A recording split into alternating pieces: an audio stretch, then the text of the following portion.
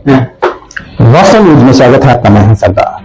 जयपुर शहर में आज दलित विद्यार्थी परिषद के पदाधिकारियों ने आज प्रेस मीट रखा गया है। पत्रकारों से अब ये कहने लग गए ताकि डोनेशन अब दिन ब दिन बढ़ता ही जाने लग गया है। ये सारे बातें ये डोनेशन के लिए बहुत सारे परिवार के लोग थक गए हैं ताकि अब उनके परिवार के बच्चों को पढ़ा भी नहीं सकते। अब वो हाल आ गया है। अब उतना डोनेशन दिन ब दिन अब वो आसमान को छूने लग गया है। अब तो इसके खिलाफ तो कहीं लोग आवाज भी उठाए ताकि सरकार से ताकि डोनेशन कम करे। अब तो सीधे साफ सीधा कुछ लोग ये कहने लगे अधिकारियों को, जहां पर आपको डोनेशन कम है वहां पर आप एडमिशन करना जरूरी है। आंदोलन करने की आखिर क्या जरूरत है। अब डोनेशन के लिए कई संगठनों ने आंदोलन तो किया मगर अब तक उनको कोई भी न्याय नहीं मिला। अब तो डोनेशन की बात तो ऐसी हो गई है, कॉलेजों की ऐसी बात हो गई है। अब तो इतने आरोप करते हैं ताकि वहां पर बिना पैसा बिना वसीला के सिवा कुछ भी नहीं होता। ये मैं नहीं सारा हिंदुस्तान कहता है ताकि इस तरह अब विद्यार्थी जो पढ़ लिखने वालों की जो उम्मीद है वो उम्मीद इसलिए टूटने लग गया है ताकि जिसका वसीला है जिसके पीछे बलबूत संगठन है अब वही लिखा पढ़ा सकते हैं, वही लिख पढ़ सकते हैं, वही कुछ ना कुछ बन सकते हैं। मगर अब ऐसा नहीं है। मगर आवाज कौन उठाएगा? अब उन्हीं की आवाज सुनाई जाएगी। जिसने आवाज नहीं उठाएंगे वहां पर कोई भी गूंज नहीं गाया जाएगा। ताकि ऐसा ही आज विजयपुर शहर में डोनेशन के लिए ऐसे बहुत सारे संगठन तो आवाज उठाए मगर अब तक उनकी आवाज ही रह गई है मगर डोनेशन कम नहीं हो गई। ताकि अब डोनेशन के लिए कहा, कई संगठन ऐसा है जो विद्यार्थियों को साथ देने के लिए खड़े हो गए मगर सरकार इनकी आवाज नहीं सुन पाई। वहां तक आवाज भी वहां तक नहीं चले गई। अब तो डोनेशन ना जाने ऐसे बहुत सारे कॉलेज बंद हो गए, कई साल रद्द हो गए, कई साल दंड भरना पड़ गया, पनिशमेंट हो गए। ताकि इसलिए विद्यार्थियों के साथ धोखा किया और इस पर आवाज उठाने के बाद कुछ लोगों को इंसाफ मिला और कुछ लोगों को इंसाफ नहीं मिला। ताकि अब ऐसा हो गया है, मीडिया में आने के बावजूद भी आज कुछ कॉलेजों में नहीं डर पा रहे। आखिर क्यों? इनके पीछे राजनीति के लोगों की ताकत है, उनकी दिमाग है। ऐसा बहुत सारे सोच समझ भी लोगों में है मगर फिर भी इंसाफ क्यों नहीं मिल पा रहा? और इंसाफ मिल भी गया है तो ये पनिशमेंट कितने दिनों के लिए, कितने सालों के लिए? अब क्या उतने दिन होने के बाद क्या फिर से वही गोलमाल होगा, वही धोखेधाड़ होंगे, वही ना इंसाफी क्या होते रहेगी? तो इस पर ऐसे बहुत सारे मुद्दों पर एक प्रेस मीट रखा गया है। आइए देखेंगे एक रिपोर्ट में।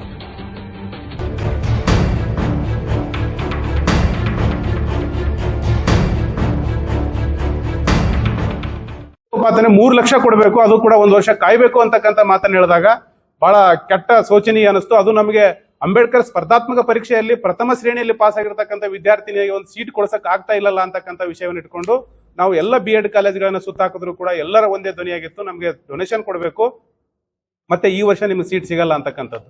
ಆದ್ರೂ ಕೂಡ 1 ವರ್ಷ ಕಾಯ್ದು ನೆಕ್ಸ್ಟ್ ಇಯರ್ ಹೋದಾಗಲೂ ಕೂಡ ಅವರು ಮತ್ತೆ ಅದೇ ರಿಪೀಟ್ ಮಾಡಿದ್ರು, ನಮಗೆ ನಾವು ಮತ್ತೆ ನಾವು 3 ಲಕ್ಷ ಕೊಡ್ಲೇಬೇಕು ಅಂತಕ್ಕಂಥ ವಿಷಯ ಇಟ್ಕೊಂಡಾಗ ನಾವು ಹೇಳಿದೆ ಅಂತ ಒಂದಿಷ್ಟು ಇನ್ಸ್ಟಾಲೇಷನ್ ಮಾಡಿ ಆದ್ರೂ ಕೊಡ್ರಿ ಅಂದಾಗ ಇಲ್ಲ ನಮ್ಗೆ ಅಷ್ಟು ಈಗಲೇ ಕಟ್ಟಬೇಕು ಅಂತಕ್ಕಂಥ ಮಾತನ್ನ ಹೇಳಿದಾಗ ನಾವು ಯೂನಿವರ್ಸಿಟಿಯನ್ನ ಸಂಪರ್ಕಿಸಿದ್ವಿ. ಯೂನಿವರ್ಸಿಟಿಯಲ್ಲಿ ಮಾತನಾಡಿದ್ವಿ, ಇಲ್ಲ ಈ ರೀತಿ ಡೊನೇಷನ್ ಹಾವಳಿ ಇದೆ, ನಾವು ಈ ರೀತಿ ಸಮಸ್ಯೆಗಳನ್ನ ಯಾವ ರೀತಿ ಪಾಲಕರು ಎದುರಿಸ್ತಾ ಇದ್ದಾರೆ, ನಾವೇ ಹೋಗಿ ಸಂಘಟನೆಯವರು ಹೇಳಿದ್ರು ಕೂಡ ಈ ರೀತಿ ಇದೆ, ಇದಕ್ಕೊಂದು ಪರಿಹಾರ ಬೇಕಲ್ಲ ಅಂತಂದಾಗ ಯೂನಿವರ್ಸಿಟಿ ಅವರು ಇಲ್ಲ ಅದಕ್ಕೆ ಏನಾದ್ರು ಇದ್ರೆ ನೀವು ಸಾಕ್ಷಿ ಸಮೇತ ಕೊಡಿ ಅಂತಕ್ಕಂಥದನ್ನ ಇಟ್ಕೊಂಡಾಗ ನಾವು ಖಂಡಿತವಾಗ್ಲೂ ಸಾಕ್ಷಿ ಕಲೆ ಹಾಕ್ಲಿಕ್ಕೆ ಪ್ರಯತ್ನ ಮಾಡಿದ್ವಿ. ಆ ಕಾಲೇಜ್ಗಳಿಗೆ ವಿಸಿಟ್ ಮಾಡಿದ್ವಿ, ಮಕ್ಕಳನ್ನ ಸಂಘಟಿಸಿದ್ವಿ, ಪಾಲಕರನ್ನು ಕೂಡ ಮಾತನಾಡಿಸಿದ್ವಿ. ಅವರೆಲ್ಲರೂ 3 ಲಕ್ಷ ರೂಪಾಯಿ ಡೊನೇಷನ್ ಕೊಟ್ಟಿರ್ತಕ್ಕಂಥದ್ದಕ್ಕೆ ಸಾಕ್ಷಿಗಳು ಸಿಕ್ಕು. ಅವುಗಳನ್ನ ಇಟ್ಕೊಂಡು ನಾವು ಯೂನಿವರ್ಸಿಟಿಗೆ ಕಂಪ್ಲೇಂಟ್ ಮಾಡಿದ್ವಿ. ಆ ಯೂನಿವರ್ಸಿಟಿ ಒಂದು ಟೀಮ್ ಕಮಿಟಿಯನ್ನು ಸೆಟ್ ಮಾಡ್ತು. ಒಂದು ಸಿಂಡಿಕೇಟ್ ಸದಸ್ಯರು ಮತ್ತು ಯೂನಿವರ್ಸಿಟಿಯ ಆಡಳಿತ ಮಂಡಳಿಯನ್ನು ಒಳಗೊಂಡಂತೆ ಒಂದು ಕಮಿಟಿ ಕೂಡ ಆ ಕಾಲೇಜ್ಗಳಿಗೆ ವಿಸಿಟ್ ಮಾಡ್ತು. ವಿಸಿಟ್ ಮಾಡಿದಾಗ ನಾವು ಮಾಡಿರ್ತಕ್ಕಂಥ ಆರೋಪ ಬಹಳ ಸತ್ಯದಿಂದ ಕೂಡಿತ್ತು.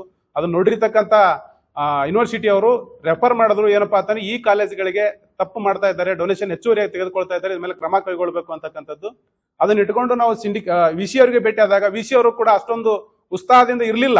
ಇಲ್ಲ ಎಲ್ಲ ಕಡೆಯೂ ನಡೀತದೆ, ಅದು ದೊಡ್ಡ ವಿಷಯ ಅಲ್ಲ ಅನ್ನೋ ರೀತಿ ಒಳಗಡೆ ಅವ್ರು ಮಾತನಾಡಿದಾಗ ನಮ್ಗೆ ಕೆಟ್ಟ ಅನಿಸ್ತು. ಆ ಕಾರಣಕ್ಕಾಗಿ ನಾವು ಬಿಡಬಾರ್ದು, ಇದನ್ನ ಏನಾದ್ರೂ ಮಾಡಿ ಒಂದು ಪಾಠ ಕಲಿಸಲೇಬೇಕು ಅಂತಕ್ಕಂಥ ವಿಷಯನ ಇಟ್ಕೊಂಡು ಹೋರಾಟವನ್ನು ರೂಪಿಸಿದ್ವಿ.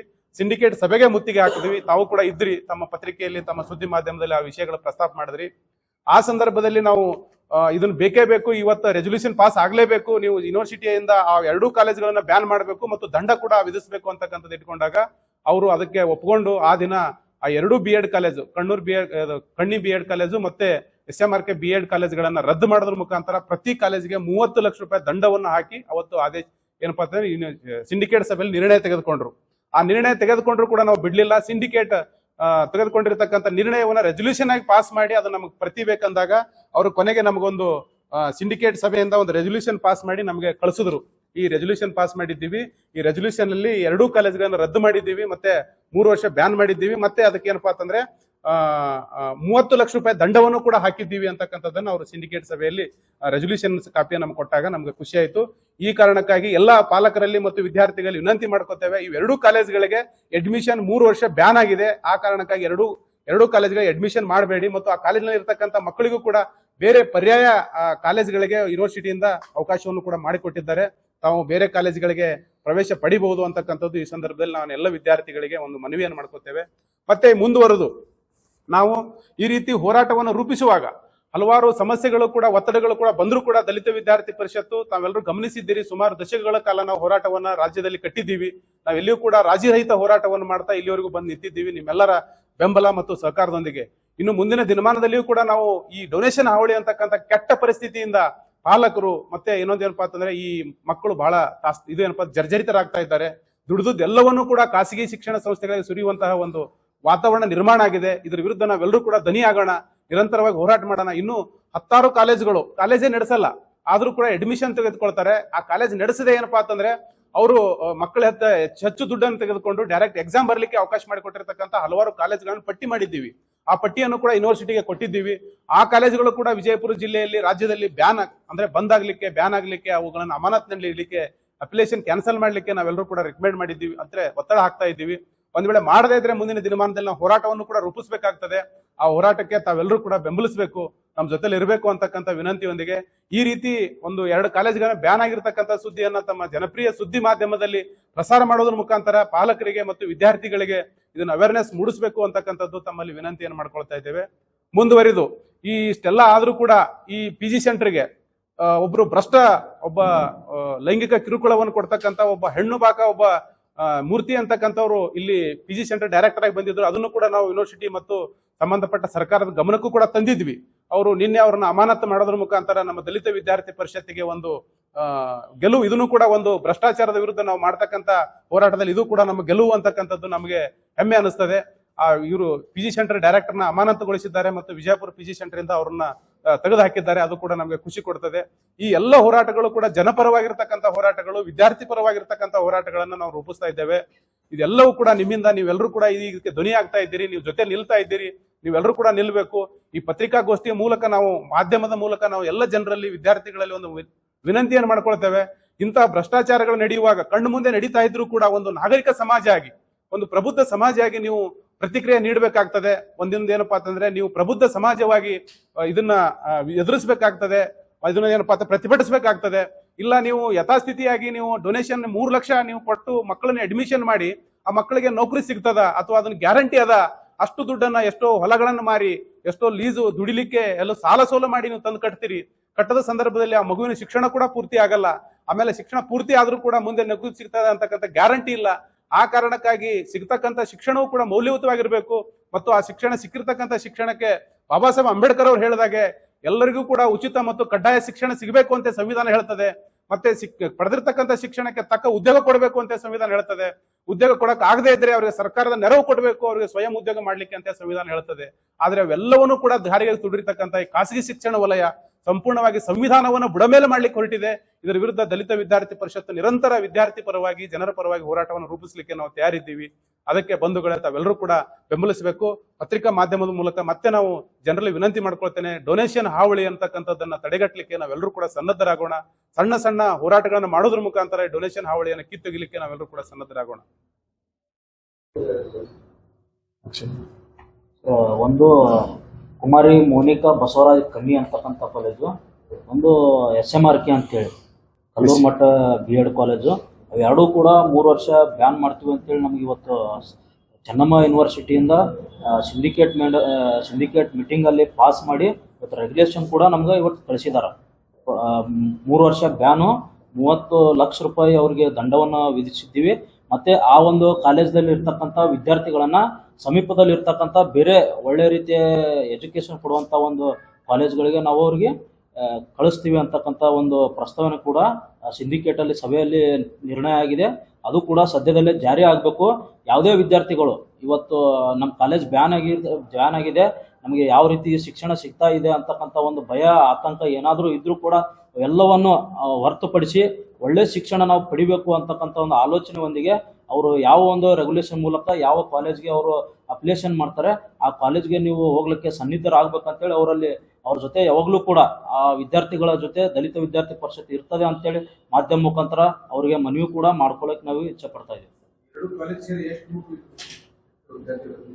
ಸರ್ ಒಂದು ಕಾಲೇಜ್ 100 ಯೂನಿಟ್ ವಿದ್ಯಾರ್ಥಿಗಳು ಸರ.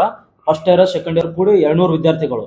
ಅಂದ್ರೆ ಪ್ರತಿ ಕಾಲೇಜಲ್ಲೂ 200 ವಿದ್ಯಾರ್ಥಿ ಅಂದ್ರೆ 400 ವಿದ್ಯಾರ್ಥಿಗಳು ಇರ್ತಕ್ಕಂಥ 2 ಕಾಲೇಜ್ ಸರ್. 400 ವಿದ್ಯಾರ್ಥಿಗಳು. ಸಿಬ್ಬಂದಿ ಇರಬೇಕು, ಸವಲತ್ತು ಇರಬೇಕು. ಹೋಗಿ ಅಲ್ಲಿ ಜರ್ನಿ ಮಾಡ್ದಂಗ ಅವ್ರು ಯಾವ್ದು ಸಮಸ್ಯೆ ಇಲ್ಲ. ಅದ್ರ ಬಗ್ಗೆ ಏನೇ ಮಾಡಿದ್ರು ಈಗಾಗಲೇ ಯೂನಿವರ್ಸಿಟಿ ಜೊತೆಲಿ ನಾವು ಮಾತನಾಡಿದ್ದೀವಿ ಸರ್. ಬೇರೆ ಕಾಲೇಜಿಗೆ ಕೊಡುವಾಗ ಆ ಕಾಲೇಜಿನಲ್ಲಿ ಇರ್ತಕ್ಕಂಥ ಸಿಬ್ಬಂದಿ ಮತ್ತು ಅಲ್ಲಿರ್ತಕ್ಕಂಥ ಮೂಲ ಸೌಕರ್ಯಗಳನ್ನು ನೋಡಿಕೊಂಡೇ ಆ ಕಾಲೇಜುಗಳಿಗೆ ಪ್ರವೇಶವನ್ನು ಪಡಿಬೇಕು ಅಂತಕ್ಕಂಥ ವಿಷಯವನ್ನು ಹೇಳಿದ್ದೀವಿ. ಮತ್ತು ಅವರು ಕೂಡ ವಿದ್ಯಾರ್ಥಿಗಳು ಪಾಲಕರ ಮೇಲೆ ಕೂಡ ಒಂದು ಹೇಳಿದ್ದಾರೆ, ಯಾವ ಕಾಲೇಜಿಗೆ ನಿಮಗೆ ಸೂಕ್ತ ಅನಿಸ್ತದೋ ಅದೇ ಕಾಲೇಜಿಗೆ ನೀವು ಹೋದಾಗ ನಾವು ಅಡ್ಮಿಷನ್ ಆಗ್ಲಿಕ್ಕೆ ಬೇಕಾಗಿರ್ತಕ್ಕಂಥ ಎಲ್ಲ ವ್ಯವಸ್ಥೆ ಮಾಡ್ತೇವೆ. ಮತ್ತು ಒಂದು ವೇಳೆ ಶಿಕ್ಷಕರ ಕೊರತೆ ಏನಾದರೂ ಇದ್ರೆ ಹೆಚ್ಚುವರಿ ಶಿಕ್ಷಕರನ್ನ ಯೂನಿವರ್ಸಿಟಿಯಿಂದ ಕೂಡ ನಾವು ನೇಮಕಾತಿ ಮಾಡಿ ಕಳಿಸ್ತೇವೆ, ಅದಕ್ಕೆ ತಗೊಳ್ಳಿಕ್ಕೆ ಅವಕಾಶ ಮಾಡಿಕೊಡ್ತೇವೆ ಅಂತಕ್ಕಂಥ ಮಾತನ್ನು ಕೂಡ ಯೂನಿವರ್ಸಿಟಿ ಹೇಳಿದೆ ಸರ್. ಅದೇ ಫೀಸ್ ಮುಂದುವರಿತದೆ ಸರ್. ಯಾವುದು ಹೆಚ್ಚುವರಿ ಫೀಸ್ ಕೊಡಬೇಕಾಗಿಲ್ಲ ಮತ್ತು ಯಾವುದೇ ಹೆಚ್ಚುವರಿ ಡೊನೇಷನ್ ಕೂಡ ಕೊಡಬೇಕಾಗಿಲ್ಲ. ಗೌರ್ಮೆಂಟ್ ಫೀಸ್ ಅನ್ನ ಬಿಟ್ಟು 2 ಲಕ್ಷ ಡೊನೇಷನ್, ಮತ್ತೆ ಪದೇ ಅವ್ರಿಗೆ ಏನಪ್ಪಾ ಪುಸ್ತಕ, ಪೆನ್ನು, ನೋಟ್ಬುಕ್, ಸ್ಟೇಷನರಿ ಅಂತಕ್ಕಂಥದ್ದನ್ನು ಪ್ರತಿ ತಿಂಗಳ ಕೂಡ 10-20 ಸಾವಿರ ರೂಪಾಯಿ ವಿದ್ಯಾರ್ಥಿಗಳಿಂದ ಅದು ಕಿತ್ಕೊಳ್ತಕ್ಕಂಥ ಸುಲಿಗೆ ಮಾಡ್ತಕ್ಕಂಥ ಕೆಲಸವನ್ನ ಈ B.Ed ಕಾಲೇಜುಗಳು ಮಾಡ್ತಾ ಇದ್ವು. ಈಗ ಈ ಪ್ರೌಢಶಾಲೆಗಳಲ್ಲೂ ಕೂಡ ಈ ರೀತಿ ಅತಿರೇಕ ನಡೀತಾ ಇದೆ ಅಂತ ಸಾರ್ವಜನಿಕರು ಆ ನಿಟ್ಟಿನಾಗಿ ಏನಾದ್ರು ನಾವು ಇದು ಶಿಕ್ಷಣ ಇಲಾಖೆಯವರಿಗೆ ಮಾಹಿತಿ ಹಾಕುವ ಮೂಲಕ ಏನದಲ್ಲ ಈ ಜಿಲ್ಲೆಯಲ್ಲಿ ಇರುವಂತಹ ಸರ್ಕಾರಿ ಖಾಸಗಿ ಶಿಕ್ಷಣ ಸಂಸ್ಥೆಗಳು ಪ್ರೌಢ ಶಿಕ್ಷಣ ಆಗಲಿ ಪ್ರಾಥಮಿಕ ಶಿಕ್ಷಣ ಆಗಲಿ ಎಷ್ಟು ಶುಲ್ಕವನ್ನು ಏನದಲ್ಲ ನಿಗದಿ ಮಾಡಿದಿರಿ ಅದು ಸಂಪೂರ್ಣ ಮಾಹಿತಿ ಏನದ ನಮಗೆ ಕೊಡ್ಬೇಕಂತೇಳಿ ಮಾಹಿತಿ ಆ ಕಡೆ ಕೇಳಿದೆವು. ಅವ್ರು ಇಲ್ಲಿ ತನಕ ಅದು ಮಾಹಿತಿ ಕೊಟ್ಟಿಲ್ಲ. ಒಂದ್ ವೇಳೆ ಅವರು ಆದಷ್ಟು ಬೇಗ ಮಾಹಿತಿ ಕೊಟ್ಟ ನಂತರ ಆ ಮಾಹಿತಿ ಏನದಲ್ಲ ಸಾರ್ವಜನಿಕವಾಗಿ ಈ ರೀತಿನೇ ನಾವು ಏನದಲ್ಲ ಪಾಲಕರಿಗೆ ತಿಳಿಸುವಂತ ಪ್ರಯತ್ನ ಮಾಡ್ತೀವಿ.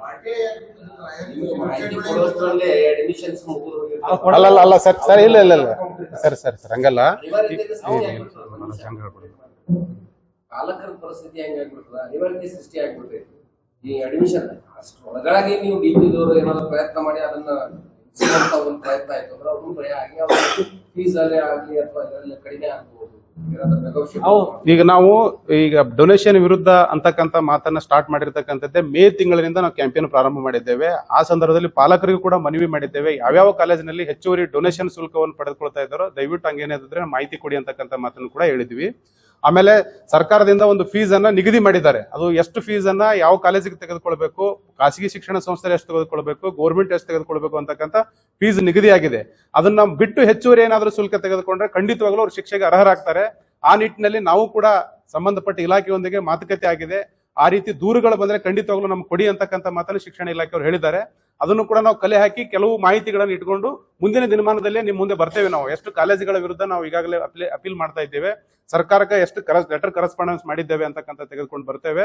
ಮತ್ತು ಅದನ್ನು ಕೂಡ ಬಿಡಲ್ಲ. ಅವ್ರು ಏನಾದರೂ ಖಾಸಗಿ ಶಿಕ್ಷಣ ಸಂಸ್ಥೆಯವರು ಹೆಚ್ಚುವರಿಯಾಗಿ ಶುಲ್ಕವನ್ನು ತೆಗೆದುಕೊಂಡು ವಿದ್ಯಾರ್ಥಿ ಪಾಲಕರಿಂದ ದೂರುಗಳು ನಮ್ಮ ದಲಿತ ವಿದ್ಯಾರ್ಥಿ ಪರಿಷತ್ ಕಚೇರಿಗೆ ಬಂದ್ರೆ ಖಂಡಿತವಾಗ್ಲೂ ನಾವು ಹೋರಾಟವನ್ನು ರೂಪಿಸ್ತೇವೆ. ಆ ದೂರುಗಳಿಗೆ ಸಂಬಂಧಪಟ್ಟಂಗೆ ದೊಡ್ಡ ಹೋರಾಟವನ್ನು ರೂಪಿಸೋದ್ರ ಮುಖಾಂತರ ನಾವು ಡೊನೇಷನ್ ಹಾವಳಿಯನ್ನು ತಡೆಗಟ್ಟಲಿಕ್ಕೆ ಪ್ರಯತ್ನ ಮಾಡ್ತೀವಿ. ಹಾಸ್ಪಿಟಲ್ಗಳಲ್ಲಿ ಎಷ್ಟು ಯಾವ ಸರ್ಜರಿಗೆ ಯಾವ ಟ್ರೀಟ್ಮೆಂಟ್ಗೆ ಎಷ್ಟು ಹೋಗ್ತಾರೆ ಅನ್ನೋದು ಅಷ್ಟು ಮಾಹಿತಿ ಇಲ್ಲ. ಸುಲಿಗೆ ಆಗ್ತಿತ್ತು ಅಂತ ಆಳೋಪ ಮೇಲೆ ಹೆಲ್ತ್ ಡಿಪಾರ್ಟ್ಮೆಂಟ್ ಏನ್ ಮಾಡಿದ್ರು ಕಡ್ಡಾಯವಾಗಿ ನೀವು ಯಾವ ಟ್ರೀಟ್ಮೆಂಟ್ಗೆ ಎಷ್ಟು ತಗೋತೀರಾ ಅಂತ ಹೇಳಿ ಅಲ್ಲಿ ಒಂದು ಹೊರಗೆ ನೀವು ಯಾವುದೇ ಆಸ್ಪತ್ರೆಗೆ ಹೋಗ್ಬೇಕು. ಕರ್ನಾಟಕದಲ್ಲಿ ಯಾವುದೇ ಆಸ್ಪತ್ರೆ ಹೋದ್ರು ಎಲ್ಲದಕ್ಕೂ ಎಕ್ಸಾಕ್ಟ್ಲಿ ನಿಮ್ದು ಅಮೌಂಟ್ ಸಿಗ್ತದೆ. ಇಷ್ಟು ಅಂತ ಹೇಳಿ. ಅದೇ ರೀತಿ ಕಡ್ಡಾಯವಾಗಿ ಎಲ್ಲ ಶಾಲೆ ಕಾಲೇಜುಗಳಲ್ಲೂ ಖಾಸಗಿ ಶಿಕ್ಷಣ ಸಂಸ್ಥೆಗಳಲ್ಲಿ ಗೌರ್ಮೆಂಟ್ ಆದೇಶ ಅನ್ನೋದು ಅಭ್ಯಾಸ ಇದು ಮಾಡಬಹುದು, ಹೋರಾಟ ಮಾಡಿ ಇಷ್ಟು ಫೀಸ್ ಇದ್ರಕ್ಕಿಂತ ಹೆಚ್ಚು ತಗೋದ್ರೆ ನೀವು ಅಟ್ಲೀಸ್ಟ್ ಜನರಿಗೆ ಮಾಹಿತಿ ಇರ್ತದೆ ಇದಕ್ಕೆ ಎಷ್ಟು ಫೀಸ್ ಅದ ಅಂತ ಹೇಳಿ. ಈ ರೀತಿ ನೀವು ಹೇಳ್ದಂಗೆ ಸರ್, ನಾವು ಈಗಾಗಲೇ ಸರ್ಕಾರಕ್ಕೆ ಲೆಟರ್ ಬರೆದಿದ್ದೇವೆ. ಯಾವುದೇ ಖಾಸಗಿ ಶಿಕ್ಷಣ ಸಂಸ್ಥೆಯವರು ಎಷ್ಟು ಫೀಸ್ ಅನ್ನು ತೆಗೆದುಕೊಳ್ಬೇಕು ಅಂತಕ್ಕಂಥದ್ದನ್ನ ಮತ್ತು ಅವ್ರ ಬೋಧನಾ ಶುಲ್ಕ ಮತ್ತು ಅವರು ಹೆಚ್ಚುವರಿ ಖಾಸಗಿ ಶಿಕ್ಷಣ ಸಂಸ್ಥೆ ಆಗಿದ್ರೆ ಎಷ್ಟು ಫೀಸ್ ಅನ್ನು ತೆಗೆದುಕೊಳ್ತೀವಿ ಡೊನೇಷನ್ ಮಾದರಿ ಅಂತಕ್ಕಂಥದ್ದನ್ನು ಕೂಡ ಡಿಸ್ಪ್ಲೇ ಮಾಡಬೇಕು ಅಂತಕ್ಕಂಥ ಲೆಟರ್ ಈಗಾಗಲೇ ಸರ್ಕಾರಕ್ಕೆ ನಾವು ಕೊಟ್ಟಿದ್ದೇವೆ ಸರ್. ಅದನ್ನು ಕೂಡ ಮುಂದಿನ ದಿನಮಾನದಲ್ಲಿ ಸರ್ಕಾರದಿಂದ ರಿಪ್ಲೈ ಬಂದ ತಕ್ಷಣ ನಾವು ನಿಮ್ಮೊಂದಿಗೆ ಮಾತನಾಡ್ತೇವೆ. ಒಂದ್ ವೇಳೆ ಸರ್ಕಾರದ ರಿಪ್ಲೈ ಬರದೇ ಇದ್ರೂ ಕೂಡ ಹೋರಾಟವನ್ನು ರೂಪಿಸೋದ್ರ ಮುಖಾಂತರ ಅದನ್ನು ಕಡ್ಡಾಯವಾಗಿ ಆ ಶಿಕ್ಷಣ ಸಂಸ್ಥೆಯಲ್ಲಿ ಡಿಸ್ಪ್ಲೇ ಮಾಡೋ ತರ ನಾವು ಮಾಡ್ತೀವಿ ಸರ್. ಇಲ್ಲಿ ಕಾಲೇಜುಗಳು ಉನ್ನತ ಶಿಕ್ಷಣ ಸರ್, ಪಿಯುಸಿ ಮತ್ತೆ ಇದು ಸಾರ್ವಜನಿಕ ಶಿಕ್ಷಣ ಇಲಾಖೆ, ಪ್ರಾಥಮಿಕ ಪಿಯುಸಿ ಮತ್ತೆ ಡಿಗ್ರಿಯಿಂದ ಹೈಯರ್ ಎಜುಕೇಶನ್, ಡಿಗ್ರಿ ಮತ್ತು ಪಿಜಿ ಹೈಯರ್ ಎಜುಕೇಶನ್ ಸರ್. ಅದು ಸ್ನಾತಕ ಮತ್ತು ಸ್ನಾತಕೋತ್ತರ ಕಾಲೇಜುಗಳೇನಪ್ಪ ಅಂತ ಹೈಯರ್ ಎಜುಕೇಶನ್ ಸಿಸ್ಟಮ್ದಲ್ಲಿ ಬರ್ತವೆ. ಅದಕ್ಕಿಂತ ಕೆಳಗಡೆ ಇರತಕ್ಕಂಥವೆಲ್ಲವೂ ಕೂಡ ಸಾರ್ವಜನಿಕ ಶಿಕ್ಷಣ ಇಲಾಖೆಯಲ್ಲಿ ಬರ್ತಾ ಇರೋದ್ರಿಂದ ನಾವು ಸಾರ್ವಜನಿಕ ಶಿಕ್ಷಣ ಇಲಾಖೆಗೂ ಕೂಡ ಲೆಟರ್ ಬರೆದಿದ್ದೇವೆ. ಆ ಇಲಾಖೆಯ ಉನ್ನತ ಅಧಿಕಾರಿಗಳೊಂದಿಗೆ ಕೂಡ ನಾವು ಮಾತನಾಡಿದ್ದೇವೆ ಸರ್. ಕೋಚಿಂಗ್ ಕ್ಲಾಸ್ ಹೆಸರಿನಲ್ಲಿ ವಸತಿ ಶಾಲೆಗಳನ್ನ ನಡೆಸ್ತಾ ಇದ್ದಾರೆ, ಅವುಗಳಿಗೆ ಅನುಮತಿ ಇಲ್ಲ. ಮನೆನೂ ಒಂದು ಬಹಿರಂಗ ಆಗಿದೆ ಬಿಜಾಪುರದಲ್ಲಿ ಸರ್. ಆ ರೀತಿ ಸರ್ ಅವುಗಳನ್ನು ಕೂಡ ನಾವು ಗಮನಿಸಿ ಈಗಾಗಲೇ ಲೆಟರ್ ಕೊಟ್ಟು ಖಾಸಗಿ ಕೋಚಿಂಗ್ ಕ್ಲಾಸ್ಗಳ ವಿರುದ್ಧ ಹಾವಳಿ ವಿರುದ್ಧ ಕ್ರಮ ಕೈಗೊಳ್ಳಬೇಕು ಅಂತಕ್ಕಂಥದ್ದನ್ನ ಪ್ರತಿಭಟನೆ ಮಾಡಿ ಜಿಲ್ಲಾಧಿಕಾರಿಗಳೇ ಮನವಿ ಕೊಟ್ಟಾಗ ತಾವು ಕೂಡ ಅದನ್ನ ನಿಮ್ಮ ಪತ್ರಿಕೆಯಲ್ಲಿ ಮತ್ತು ಸುದ್ದಿ ಮಾಧ್ಯಮದಲ್ಲಿ ದಾಖಲೆ ಮಾಡಿದ್ದೀರಿ. ಖಾಸಗಿ ಶಿಕ್ಷಣ ಸಂಸ್ಥೆವು ಏನ್ ಮಾಡ್ತಾ ಇದ್ದಾವೆ, ಈ ಖಾಸಗಿ ಕೋಚಿಂಗ್ ತರಬೇತಿ ಹೆಸರಿನಲ್ಲಿ ನಾಯಿ ಕೊಡೆಗಳ ತರ ಎಲ್ಲಿ ಬೇಕಲ್ಲಿ ಮಕ್ಕಳನ್ನ ಕೂಡಿ ಹಾಕಿ ಅವ್ರನ್ನ ಏನಪ್ಪಾ ಅಂತಂದ್ರೆ ಟಾರ್ಚರ್ ಮಾಡ್ತಕ್ಕಂಥದ್ದು ಶಿಕ್ಷಣ ಹೆಸರಿನಲ್ಲಿ ನಾವು ಅದನ್ನ ಖಂಡಿಸಿ ಈಗಾಗಲೇ ಪ್ರತಿಭಟನೆ ಮಾಡಿ ಸರ್ಕಾರಕ್ಕೆ ಮನವಿ ಸಲ್ಲಿಸಿದ್ದೇವೆ. ಅವು ಎಲ್ಲಾದ್ರೂ ಕಂಡು ಬಂದ್ರೆ ಖಂಡಿತವಾಗ್ಲೂ ಕೂಡ ನಾವು ಮುಂದಿನ ದಿನಮಾನದಲ್ಲಿ ನಡೀತಾ ಇದೆ ಸರ್. ಅದು ನಮ್ ಗಮನಕ್ಕೆ ಬಂದಿದೆ. ನಾವು ಮುಂದಿನ ದಿನಮಾನದಲ್ಲಿ ಅದೊಂದು ದೊಡ್ಡ ಮಟ್ಟದ ಹೋರಾಟವನ್ನು ವಿದ್ಯಾರ್ಥಿಗಳು ಯಾಕೆ ಹೋಗ್ತಾರೆ, ಅವ್ರಿಗೊಂದು ಭವಿಷ್ಯ ಬೇಕು, ಅವ್ರಿಗೆ ಏನೋ ನೌಕರಿ ಸಿಗ್ಬೇಕು, ನೌಕರಿ ಸಿಗಬೇಕಾದ್ರೆ ಟ್ರೀಟ್ಮೆಂಟ್ ಇದು ಬೇಕಲ್ಲ, ಟ್ರೈನಿಂಗ್ ಬೇಕು. ಆ ಟ್ರೈನಿಂಗ್ ಉದ್ದೇಶದಿಂದ ಹೋಗ್ತಾರೆ ಅವರು. ಮತ್ತೆ ಅವ್ರದ್ದು ಅನಿವಾರ್ಯತೆ ಇದ್ದಲ್ಲ, ನೀವು ಎಲ್ಲದನ್ನು ಕೋಚಿಂಗ್ ಸೆಂಟರ್ ತಪ್ಪು ಅಂತ ಹೇಳಿದ್ರೆ ಸರ್ ನಾವು ಗುಣಮಟ್ಟದ ಶಿಕ್ಷಣ ಸಿಗ್ತಾ ಇಲ್ಲ ಅನ್ನೋ ಆರೋಪಗಳಿದ್ದಾವೆ. ಅದಕ್ಕೆ ಖಾಸಗಿ ಇರ್ತಾ ಇದ್ದಾರೆ ಅಂತ ಹೇಳ್ತಾರೆ ಸರ್. ಈಗಾಗಲೇ ನೀವು ಹೇಳಿರ್ತಕ್ಕಂಥದ್ದನ್ನ ನಾವು ಒಪ್ಕೋತೇನೆ. ಆದ್ರೆ ಸಮಸ್ಯೆ ಏನಾಗ್ತಾ ಇದೆಯಪ್ಪ ಅಂತಂದ್ರೆ ಈ ಸರ್ಕಾರದ ನೀತಿ ನಿಯಮಗಳನ್ನ ರೂಪಿಸುವಲ್ಲಿ ಕೂಡ ಎಡವಿದಾವೆ. ಆಮೇಲೆ ಖಾಸಗಿ ತರಬೇತಿ ಕೇಂದ್ರಗಳೇನಿದಾವಲ್ಲ, ಖಾಸಗಿ ತರಬೇತಿ ಕೇಂದ್ರಗಳನ್ನೇ ನಡೆಸಲಿಕ್ಕೆ ಬೇಕಾಗಿರ್ತಕ್ಕಂಥ ಸರ್ಕಾರದ ಗೈಡ್ಲೈನ್ಸ್ ಕೂಡ ಇದೆ. ಆ ಗೈಡ್ಲೈನ್ಸ್ ಅನ್ನ ಮೀರಿ ಯಾರು ಕೂಡ ಮಾಡಬಾರ್ದು ಅಂತಕ್ಕಂಥದ್ದು ನನ್ನ ಅಭಿಪ್ರಾಯ, ಸ್ಪಷ್ಟ ಅಭಿಪ್ರಾಯ. ಸರ್ಕಾರ ಮಾಡಿರ್ತಕ್ಕಂಥ ನೀತಿ ನಿಯಮಗಳು ಯಾವ ಕಾರಣಕ್ಕಾಗಿ ಮಾಡಿರ್ತವೆ ಅವು ಸರ್ಕಾರ ಎಲ್ಲರೂ ಕೂಡ ಪಾಲಿಸಬೇಕು, ಎಲ್ಲರೂ ಕೂಡ ಅದನ್ನ ಅಳವಡಿಸಿಕೊಳ್ಬೇಕು, ಆ ನಿಟ್ಟಿನ ಶಿಕ್ಷಣವನ್ನು ಕೊಡಬೇಕು ಅಂತಕ್ಕಂಥದ್ದು ಸರ್ಕಾರದ ನೀತಿ ನಿಯಮಗಳಲ್ಲಿ ಬರ್ತದೆ. ಅದನ್ನ ಬಿಟ್ಟು ಇವ್ರೇನಾದ್ರೂ ವೈಲೇಷನ್ ಮಾಡಿದ್ರೆ ಖಂಡಿತವಾಗ್ಲೂ ಅವ್ರೇನಪ್ಪ ಶಿಕ್ಷೆಗೆ ಅರ್ಹರಾಗ್ತಾರೆ. ಅದು ಕೂಡ ಗಮನಿಸಬೇಕು. ಯಾರೇ ಸಾರ್ವಜನಿಕರಾದ್ರೂ ಕೂಡ ತಮ್ಮ ಮಕ್ಕಳ ಭವಿಷ್ಯಕ್ಕಾಗಿ ತಾವು ತರಬೇತಿಯನ್ನು ಕೊಡಿಸೋದು ತಪ್ಪಲ್ಲ. ಆ ತರಬೇತಿಯನ್ನು ಕೊಡಿಸುವಾಗಲೂ ಕೂಡ ತರಬೇತಿಯ ನಿಯಮಗಳಿಗೆ ಒಳಪಟ್ಟು ಆ ತರಬೇತಿ ಸಂಸ್ಥೆ ನಡೀತಾ ಇದೆಯಾ ಅಂತಕ್ಕಂಥದ್ದನ್ನ ಗಮನಿಸಿ ಅವ್ರ ಮಕ್ಕಳನ್ನ ತರಬೇತಿಗೆ ಸೇರಿಸಬೇಕು ಅಂತಕ್ಕಂಥದ್ದು ನಮ್ಮ ಮನವಿಯಾಗಿದೆ. ಅದನ್ನು ಪಾಲಕರು ಕೂಡ ಗಮನಿಸಬೇಕು. ಆ ನಕಲಿ ವಿಸಿ ಅವ್ರದ ಒಂದು ಹಂತಕ್ಕೆ ತಂದು ನಿಲ್ಲಿಸಿದೀವಿ ಸರ್. ಇನ್ನೇನು 2 ದಿನಗಳಲ್ಲಿ ಅದರದ ಒಂದು ರಿಸಲ್ಟ್ ಅನ್ನ ನಿಮ್ ಮುಂದೆ ಹೇಳ್ತೀವಿ. ನಕಲಿ ವಿಸಿನೇ, ಅದರಲ್ಲಿ 2 ಮಾತೇ ಇಲ್ಲ. ಅದಕ್ಕೆ ಸಂಬಂಧಪಟ್ಟಿರ್ತಕ್ಕಂಥ ಎಲ್ಲ ದಾಖಲಾತಿಗಳು ನಮ್ಮ ಹತ್ರ ಇದೆ. ಅದನ್ನ ಎಲ್ಲಿ ತಲುಪಿಸಬೇಕು ಸಂಬಂಧಪಟ್ಟ ಸರ್ಕಾರಕ್ಕೆ ಮತ್ತು ಕಚೇರಿಗೆ ತಲುಪಿಸಿದ್ದೇವೆ. ಅವರಿಂದ ರಿಪ್ಲೈ ಬರೋದನ್ನ ಕಾಯ್ತಾ ಇದ್ದೇವೆ. ಈಗಾಗಲೇ ಅದರ ಸಂಬಂಧಪಟ್ಟಂಗೆ ಎಲ್ಲ ಒಳ ಕೆಲಸಗಳು ಮುಗಿದಿದ್ದಾವೆ. ಇನ್ನೇನು 2-3 ದಿನದಲ್ಲಿ ನಿಮ್ಮ ಮುಂದೆ ಅದರ ರಿಸಲ್ಟ್ ಗೊತ್ತಾಗ್ತದೆ ಸರ್. ಖಂಡಿತವಾಗ್ಲೂ ಅದು ಕೂಡ ಒಂದು ಸರ್ಕಾರದ ದೊಡ್ಡ ವೈಫಲ್ಯ. ಸರ್ಕಾರದ ದೊಡ್ಡ ಒಂದು ಏನಪ್ಪಾ ಅಂತಂದ್ರೆ ಇಷ್ಟು ದೊಡ್ಡ ಫ್ರಾಡ್ ಮಾಡಿರ್ತಕ್ಕಂಥ ವ್ಯಕ್ತಿ, ಎಲ್ಲಿಯೂ ಕೂಡ ನೇಮಕತೆ ಆಗದೆ ಇರತಕ್ಕಂಥ ವ್ಯಕ್ತಿ, ಯಾವ ಕೋರ್ಸ್ಗಳು ಕೂಡ ಮಾಡದೇ ಇರತಕ್ಕಂಥ ವ್ಯಕ್ತಿ, ಒಂದು ಸಿಂಡಿಕೇಟ್ ಮೇಲೆ ಪ್ರಭುತ್ವವನ್ನು ಸಾಧಿಸ್ತಕ್ಕಂಥ ವ್ಯಕ್ತಿ ರಾಣಿ ಚೆನ್ನಮ್ಮ ವಿಶ್ವವಿದ್ಯಾಲಯದ ವಿಸಿ ಆಗಿ ಕೂತ್ಕೊಂಡಿದ್ದಾರೆ. ಅದು ದೊಡ್ಡ ದುರಂತ. ಸರ್ಕಾರ ಉನ್ನತ ಶಿಕ್ಷಣ ಇಲಾಖೆ ಯಾವ ರೀತಿ ಕಣ್ಣು ಮುಚ್ಕೊಂಡು ಕುಳಿತಾ ಇದೆ ಅಂತಕ್ಕಂಥದ್ದನ್ನ ನಾವು ನೋಡ್ಬೇಕು. ಒಬ್ಬ ಭ್ರಷ್ಟ, ಒಬ್ಬ VRS ತೆಗೆದುಕೊಂಡಿರ್ತಕ್ಕಂಥ ವ್ಯಕ್ತಿಯನ್ನು ತಂದು ಸಿಂಡಿಕೇಟ್ ಸದಸ್ಯನನ್ನ ಇದು ವಿಸಿಯನ್ನಾಗಿ ಮಾಡಿರ್ತಕ್ಕಂಥದ್ದನ್ನ ನಾವು ಇಡೀ ಹೈಯರ್ ಎಜುಕೇಶನ್ ಸಿಸ್ಟಮ್ದಲ್ಲೇ ಇದು ದೊಡ್ಡ ದುರಂತ. ಇದನ್ನು ಕೂಡ ನಾವು ಮುಂದಿನ ದಿನಮಾನದಲ್ಲಿ 2 ದಿನದಲ್ಲೇ ನಿಮ್ ಮುಂದೆ ಬಂದು ಅದನ್ನ ಹೇಳ್ತೀವಿ ಸರ್. ಈಗ ಇವರು 2 ಕಾಲೇಜ್ಗಳನ್ನ ರದ್ದು ಮಾಡಿದ್ದಾರೆ, ರಿಜಿಸ್ಟರ್ ಮಾಡಿದ್ದಾರೆ, ಆದೇಶ ಪತ್ರ ಇದೆ ಸರ್, ಇದೆ. ತೋರಿಸಿ.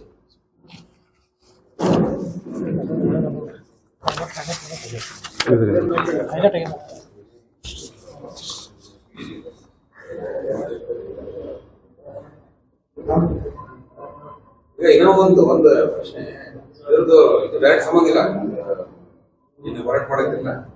ಮಹಿಳಾ ಯೂನಿವರ್ಸಿಟಿ ಸಂಬಂಧಪಟ್ಟಂಗ ಅದು ಯಾವ ರೀತಿ ನಮ್ಗೆ ರಿಕ್ವೆಸ್ಟ್ ಮಾಡಿ ಅಂದ್ರೆ ಮಾಡಿದ್ರೆ ಆಮೇಲೆ ಒಂದು ಮನವಿ ಕೊಟ್ಟಾರೆ DC ಅವ್ರಿಗೆ. ಅಲ್ಲಿ ಅಕ್ಕ ಮಹಾದೇವಿ ಏನು ಮುಸ್ಲಿ ಹಾಕ್ಯಾರ, ಅದು ಅಕ್ಕ ಮಹಾದೇವಿಗೆ ಒಂದು ಅಗೌರವ ಕೊಡೋ ರೀತಿಯಲ್ಲಿ ನಾವು ಅರೇನಗರ ಅದು ಇತಿಹಾಸದಲ್ಲಿ ಎಲ್ಲೂ ಹಂಗ ಇಲ್ಲೇ ಇಲ್ಲ. ಅವಳು ಬಟ್ಟೆ ಹಾಕೊಳ್ಳಿರುವಂತದ್ದೇ ವಿಷಯ ಇದೆ ಅಂತ ಹೇಳಿ ನೀವು ಮಳೆ ಅವ್ರೇನ್ ಡಿಮಾಂಡ್ ಅದನ್ನ ಅದು ತಗ್ಗಿಸಲಿ, ಮಳೆ ಗೌರವ ಕೊಡುವ ರೀತಿಯಲ್ಲಿ ಅದು ಬಟ್ಟೆ ಹಾಕ್ಬೇಕು ಅಂತ ನೀವು ಅವ್ರು ಅಭಿಗೊಳ್ತಿರೋ ಅಥವಾ ಅದಕ್ಕೂ ನಿಮಗೆ ಸಂಬಂಧ ಇಲ್ಲ ಸರ್. ಅದು ಒಂದು ಧಾರ್ಮಿಕ ಭಾವನೆ ವಿಷಯ ಆಗಿರೋದ್ರಿಂದ ಅಥವಾ ಒಂದು ಧರ್ಮದ ಕಟ್ಟಳೆಯಲ್ಲಿ ಆ ಅಕ್ಕ ಮಹಾದೇವಿಯನ್ನ ರೂಪಿಸಿ ತೋರಿಸಿರೋದ್ರಿಂದ ಜನರ ಭಾವನೆಯಲ್ಲಿ ಅಕ್ಕ ಮಹಾದೇವಿ ಅಂತಕ್ಕಂಥದ್ದನ್ನ ಯಾವ ಚಿತ್ರಣ ಕೊಟ್ಟಿದ್ದಾರೋ ಅದೇ ಚಿತ್ರಣವನ್ನ ಯೂನಿವರ್ಸಿಟಿ ಮುಂದೆ ನಿಲ್ಲಿಸಿರ್ತಕ್ಕಂಥದ್ದು. ಆದ್ರೆ ಅದನ್ನ ತೆಗಿರಿ ಅಂತಕ್ಕಂಥ ಯಾವ ಎಂಗಲ್ಲಿಂದ ಅವ್ರು ಹೇಳ್ತಾ ಇದ್ದಾರೆ ಅಂತಕ್ಕಂಥದ್ದು ಬಹಳ ಮುಖ್ಯ. ಅದನ್ನ ಅವರಿಂದ ನಾವು ಕೇಳಿ ಪಡೆದು ಅದ್ರ ಮೂಲಕ ನಾವು ಮಾಹಿತಿ ಕೊಡಬಹುದೇ ಹೊರತು ಆದ್ರೆ ನಾವು ನೇರವಾಗಿ ಇದು ಹೀಗೆ ಅಂತಕ್ಕಂಥದ್ದನ್ನ ಹೇಳಿದ್ರೆ ಅದು ಖಂಡಿತವಾಗ್ಲೂ ತಪ್ಪಾಗ್ತದೆ. ನಾವೆಲ್ಲರೂ ಕೂಡ ಚಿಕ್ಕವರಿದ್ದಾಗ ಮತ್ತು ಈ ರೀತಿ ನಮ್ಗೆ ಕಟ್ಟಿಕೊಟ್ಟಿರ್ತಕ್ಕಂಥ ಅಕ್ಕಮಹಾದೇವಿ ಅಲ್ಲಿ ನಿಲ್ಲಿಸಿದ್ದಾರೆ. ಅದು ಖಂಡಿತವಾಗ್ಲೂ ಅದು ಅಲ್ಲ, ಇನ್ನೊಂದು ಇದೆ ಅಂತಂದ್ರೆ ಅದನ್ನು ಕೂಡ ಜನರ ಮುಂದೆ ಹೇಳಬೇಕಾಗ್ತದೆ. ಅದು ಯಾವ ರೀತಿ ಇದೆ, ಅದು ಯಾವ ರೀತಿ ಐತೆ ಅಂತಕ್ಕಂಥದ್ದನ್ನ ನಾವು ವೈಜ್ಞಾನಿಕವಾಗಿ ಹೇಳಿದಾಗ ಮಾತ್ರ ನಾವು ನಿಮ್ಮ ಮುಂದೆ ಮಾತಾಡಬಹುದು ಸರ್. ಅದನ್ನ ನಾವು ನಿಮ್ಮ ಮುಂದೆ ಸಂದರ್ಭ ಹೇಳ್ತೀವಿ sir. Vote of thanks sir.